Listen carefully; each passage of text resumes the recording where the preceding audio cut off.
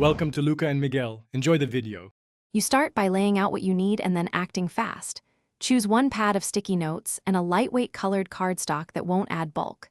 Trace your unicorn shape directly over the pad or on a template, because cutting precise shapes now saves rework later.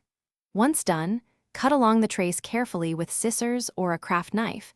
Make sure edges are smooth so the design aligns with the sticky edge. Make the first few pieces as prototypes to test fit and scale.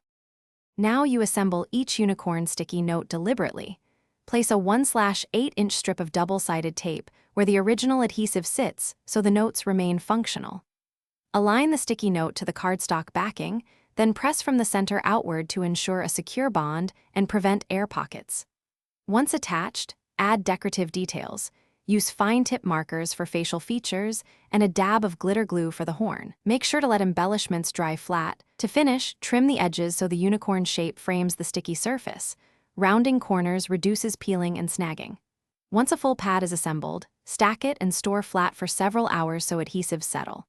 Test by peeling 3 sample notes. If they lift cleanly, you're done. If they curl or separate, press the pad under a heavy book for 1 hour or replace the adhesive strip with a stronger tape.